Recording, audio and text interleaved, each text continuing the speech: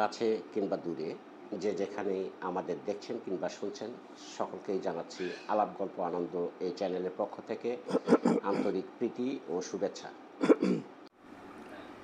আজকে আমরা এমন একজন ব্যক্তির সঙ্গে কথা বলবো, আপনারা তার সম্বন্ধে জানলে নিজেরাও সমৃদ্ধ হবেন এবং আজকের আয়োজন এবং আজকের অনুষ্ঠান আপনাদের ভালো লাগবে আশা করছি। তো আমরা এখন কথা বলবো বিশিষ্ট কবি ও সাহিত্যিক, প্রাবন্ধিক, ইতিহাসবিদ জনাব আব্দুল হাদীর সঙ্গে। আপনি আপনার প্রকাশিত কাব্যগ্রন্থের মধ্যে বা ইতিহাস রচনার ক্ষেত্রে প্রকাশিত যে বইগুলো আছে তার মধ্যে কোন বইটা বেশি আপনার কাছে ভালো লেগেছে এবং পাঠককুলে সমাদৃত হয়েছে? কোন বইটা সবচেয়ে বেশি সমাদৃত হয়েছে? শোনেন, এই যে একটা কবিতা যখন একটা সাহিত্যিক একটা কবিতা লেখে, এত মা যেমন তার সন্তান প্রসব করে, তার সন্তান প্রসব করার পরে যে অনুভূতিটা তার আসে, যে আনন্দটা তার আসে, একজন কবির তার কবিতা কথা কি হলো একজন কবি, একজন লেখকের যে সৃষ্টিটা, সেই সৃষ্টিটা একটা সন্তানের মতো। আপনি বলতে পারবেন না যে এই সন্তানটা আমার ভালো, এই সন্তানটা খারাপ, কারণ মায়ের পক্ষে এটা নির্ধারণ করা কঠিন। মুশকিল। তার মানে তারপরও আপনার এই যে এই কি করে আপনার রবীন্দ্রনাথের হলো চয়নিকা আর সঞ্চিতা, শেষের কবিতা না কাজী নজরুল ইসলামের যে মানে সংকলন গ্রন্থ যেটা আছে, তাকে সেটা কি বলে চয়নিকা না, কিছু কিছু কবিতা নিয়ে সংকলনটা আলাদা করা আছে, ভালো ভালো কবিতা, ভালো ভালো নির্বাচিত কবিতা নিয়ে রবীন্দ্রনাথের কিছু নির্বাচিত কবিতা আছে। রবীন্দ্রনাথকে বলা হয়েছিল আপনার কিছু নির্বাচিত কবিতা, উনি কিছু নির্বাচিত করেছে। আমার এরকম কিছু কাব্যের মধ্যে, কিছু উপন্যাস সমাজের মধ্যে অনেক কিছু নির্বাচিত নিয়ে আছে আর কি। তো এই যে আমার দুইটা কাব্যগ্রন্থের মধ্যে যেমন বলা আছে শাহানা, এটা একটা আমার কাব্যগ্রন্থ খুব ভালোবাসা, সেখানে আছে শিক্ষামূলক আছে, গ্রহ আছে, সেখানে সামাজিক ব্যবস্থা আছে, শুধুমাত্র ভালোবাসার যে ক্রিয়া, শুধু সেইটাই নেই, তার মাধ্যমে অনেক আছে। আমার কবিতাটাও বিভিন্ন হতো, আমার কবিতার মধ্যে অনেক আছে, নারী আছে, আপনার সমাজ আছে, দেশ আছে, সমস্ত বিভিন্ন বিষয় বিভিন্ন ইয়েতে আছে। তো এর মধ্যেই পাঠকের যেটা কোনটা ভালো লাগে সেটা পাঠকই ভালো বলতে পারে।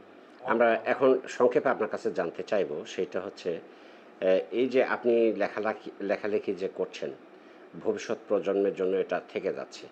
বর্তমান সময়ে বই পড়ার জায়গা থেকে ছেলেমেয়েরা অনেক দূরে। তো কবি হয়ে ওঠার ক্ষেত্রে বর্তমান সময়ের ছেলেমেয়েদের আসলে কী ধরনের পাঠ্যাভ্যাস করলে তারা লেখালেখিতে যুক্ত হতে পারে বা কবি হয়ে উঠতে পারে, সে ব্যাপারে যদি আপনার কোনো পরামর্শ থাকে। শুনুন, দুইটা জিনিস। একটা হলো মানুষের এই হাত থাকে না, কে সাহিত্যকে ভালোবাসে, কে বিজ্ঞানকে ভালোবাসে, কে মানে ছবি আঁকতে ভালোবাসে, কে গান সঙ্গীতকে ভালোবাসে। এটা তার স্রষ্টার আলাদা অনুভূতি, আলাদা একটা অনুভূতি, এটা ভেতর থেকে আসে, এটা আল্লাহ গড গিফট। যে কবিতা ভালোবাসে তার কবিতা হলো সেই ইয়েতেই আসতে হয়, সেটা গড গিফট। তারপরে পড়াশোনা করতে হবে, সবচেয়ে বড় কথা হচ্ছে পড়াশোনা করতে হবে, কারণ শব্দ নিয়ে খেলা করতে গেলে শব্দকে চাষ করে উৎপন্ন করতে হবে। সেই জন্য পড়াশোনা আমাদের এটা হলো যে আরে আগ্রহ সৃষ্টি করে। আমি ছোটবেলা থেকে তখন আমাদের এই যে পাঠ্যপুস্তকের যে কবিতা, যে গল্প, যে এগুলো পড়তেই, আর আমাদের শিক্ষকরা যখন এই কবিতাটা আলোচনা করতেন, আলোচনা করতেন, আমাদের শোনাতেন, আমরা মুখস্থ করতাম, তখন আমাদের ভিতরে কাব্যপ্রেম জাগত। আর এখন শিক্ষকরা সে কাব্যপ্রেম ছাত্রের ভিতরে যে কাব্যপ্রেম জাগায় দেবে, সাহিত্যপ্রেম জাগায় দেবে, সে জাগায় দেওয়ার মতো তাদের সে ক্লাসটা নাই। তাদের সেই তারা সেই শিক্ষাটাই তারা তারা দেয় না, এবং তারা সাহিত্যমুখী নয়, তারা বইমুখী, তারা শিক্ষকেরও বইমুখী নয়। দুঃখজনক এটাই, যার কারণে আমাদের সাহিত্য সৃষ্টি হয় না। আর যারা লিখতে আসে তারা অনেক সময় নিজেরা ভাষা জ্ঞানী থেকে আসে। তো আমরা ইতিপূর্বে দেখেছি যে শব্দপ্রেমী সাহিত্য সংসদ চতুর্থ বর্ষ পদার্পণ উপলক্ষে এই বিভাগের সেরা আবৃত্তিকার, লেখক, কবি, সাহিত্যিকদের নিয়ে আপনি একটা অনুষ্ঠানের আয়োজন করেছিলেন। এখানে পার্টিসিপেন্ট হিসেবে উপস্থিত ছিল রাজিয়া চৌধুরী উচ্চ বালিকা বিদ্যালয়ের কিছু ছাত্রী, পাশাপাশি ছিলেন ঘোড়াঘাট মহিলা ডিগ্রি কলেজের কিছু ছাত্রী।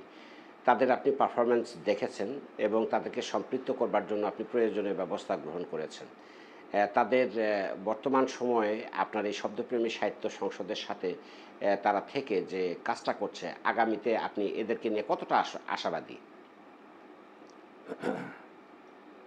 সবাইকে তো আমার ইয়েটা হলো, অনুভূতিটা হলো কি, মানুষের ভিতরে আমি যেটা বললাম যে স্বভাবগত কাব্যপ্রীতি আছে, তারুণ্যে, যৌবনে অনেকেই কবিতা লেখে, অনেকেই গল্প লেখে, কিন্তু সেটাকে ধারণ করে কর্মজীবন ও শ্বাসপথ ধারণ করতে পারে না। মানে দুঃখ ব্যথা, ওই সুখে যখন তার সুখ আসে তখন সে ছাড়তে পারে না, আবার যখন দুঃখ আসে তখন ছাড়তে পারে না। ছাড়তে পারে। তাহলেই সে কবিতা হয়, সে তখন এক নজরুল, সে তখন হয় রবীন্দ্রনাথ। কারণ কবি নজরুল শত দারিদ্র্যের মধ্যেও সাহিত্যকে ছেড়ে যাবে, না খেয়ে আছেন, কিন্তু তার ও খেয়াল নাই আমার পেটে ভাত নাই, কিন্তু তারপরও তার লেখার করা আছে। আর কবি রবীন্দ্রনাথ প্রাচুর্যের ইয়েতে আছেন, পুরো পৃথিবীর সব কিছু আছে, প্রাচুর্য, শুধু ঘুমান, খাওয়া দাওয়া, ঘুমের ফুর্তি করা। সে ফুর্তি করার সময় উনি ফুর্তি করেননি, উনি ফুর্তি না করে উনি অনার ফুর্তি হলো, অনার তৃপ্তি হলো ওই কবিতা বা সাহিত্য। এই ইয়েতে যারা থাকতে পারে তারাই হলো। আমি আজকের স্কুলের বা কলেজের যে ছাত্ররা আসতেছে তাকে আমরা প্রাথমিক সবকটা দিয়ে দিলাম, সে হায়ার এডুকেশনে গেল, তারপর কর্মজীবনে গেল, সেখানে যে যদি তার এই চর্চাটা না থাকে তাহলে আশা করা আমাদের, আমরা প্রাথমিক এটা দিচ্ছি। তবে হ্যাঁ, কিছু ভালো ভালো আছে, যেমন আমি এখানকার এই বেশ কয়েকজনের কথা বলতে পারি, বেশ কিছু ইয়ে আছে যারা মানে লুপ্ত সাহিত্য প্রতিভা ছিল, লুপ্ত কি বলে আবৃত্তি প্রতিভা ছিল বা লুপ্ত ইয়ে ছিল, তাদেরকে আমি জাগ্রত করতে পারছি। তার মধ্যে এক নম্বর হলো কবি এবং আবৃত্তিকার ফিরোজ কবির। দুই নম্বর হলো আরো আছে হলো এই যে মাসুদ রানা। তারপরে আরো এই যে আরো মাসুম আলী শাহ আছে, আপনার হাদিউর রহমান মাস্টার আছে, আরো অনেক আছে। আহমেদ আছে। আমি কিছু লোক আছে যাদের প্রতিভা ছিল, তারা ছাত্র জীবনের সাহিত্য চর্চা করতে মাঝখানে গ্র্যান্ড গাফ হয়ে গেছে, তাদেরকে উজ্জীবিত আমি করতে পারছি, এটাই আমার সাফল্য। আমরা অনুষ্ঠানের সমাপনীতে আসছি।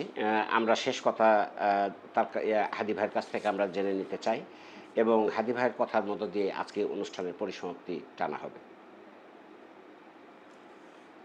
আমি ভাই কাব্যপ্রেমিক মানুষ।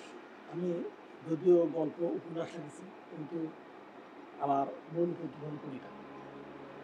আমি সেই জন্য বলি, আমার এই কবিতা দিয়েই হাতে খড়ি কাব্য ভালোবাসি, কবিতা দিয়েই হাতে খড়ি কাব্য ভালোবাসি, ভাব ও ভাষার সংকরে তাই হৃদয় খুঁজে আসি। তো আজকে এই সাক্ষাৎকারের শেষ পর্বে আমি আমার শেষ কথাটা কাব্যিক ভাষায় শেষ করতে চাই। সেটা হলো, ধন্যবাদ ভাই আপনাকে, আর সেই সব মহৎ প্রাণ, এই অধমের কথায় যারা খুঁজবে ভুলের ঘাট। আমি অনেক কথাই বললাম, ভুল অনেক করছি এবং ভুলগুলো তারা ধরবেন, সেই জন্যেই আমি তাদেরকেও ধন্যবাদ দিই যে ধন্যবাদ ভাই আপনাকে, আর সেই সব মহৎ প্রাণ, এই অধমের কথায় যারা খুঁজবে ভুলের ঘ্রাণ। যাবার কালে বলবো আমি, আর নয় বসে থাকা, সংশয় দিয়েই ডালবো আলো, বলবো হব সত্যের প্রতিষ্ঠাতা। বিদায় বেলায় বিমর্ষতায় করছি মোনাজাত, যাত্রাপথের প্রান্ত সীমায় আয়োজন ইজ্জত। অসংখ্য ধন্যবাদ। কবিতার ভাষায় আজকের পরিসমাপ্তি টানার জন্য মোহাম্মদ আব্দুল হাদীকে। তো সবিনয় দর্শক শ্রোতা, তার প্রকাশিত কয়েকটি বই আমি আপনাদের একটু সামনে আনতে চাই। তার প্রকাশিত বই অনন্ত পথ, হৃদয়ে হারার হাসি, প্রত্যয়, বহিঃশিখা, বন্যী শিখা। এটি একটি ইতিহাস। ঘোড়াঘাট সরকার থেকে ঘোড়াঘাট জেলা। গল্পকারের ভিতরের গল্প,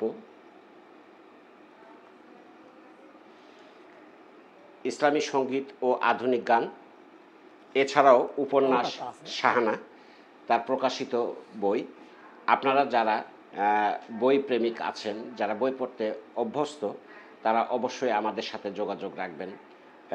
আপনারা বইগুলো সংগ্রহ করে পড়তে পারবেন এবং সমৃদ্ধ হওয়ার সুযোগ আছে যথেষ্ট।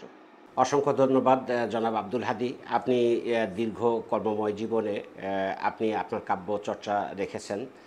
আপনি কর্মজীবন শেষ করবার পরেও ঘোড়াঘাটে এসে এলাকার কথা মনে রেখেছেন, এই এলাকার মানুষের কথা মনে রেখেছেন, এলাকার মাটির কথা মনে রেখেছেন।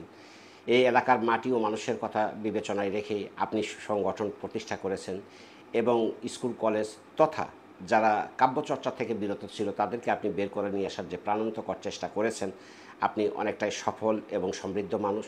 আজকে আপনার সান্নিধ্যে এসে অনেকেই আজকে বিভিন্ন জায়গায়, বিশেষ করে জেলা পর্যায়ে তারা ভালো পারফর্ম করতে পারছে। তো এটা আপনার কৃতিত্ব, আমিও তার বাহিরে নই। তো আমি আপনার আগামী জীবনগুলো যেন সুন্দর সুখময় হয়ে উঠুক এবং আপনার সান্নিধ্যে আরও কিছু মানুষ বড় হয়ে উঠুক, আপনার এই সংগঠনের মাধ্যমে অধিক সংখ্যক কবি সাহিত্যিক তৈরি হোক, এই প্রত্যাশা আমাদের থাকবে।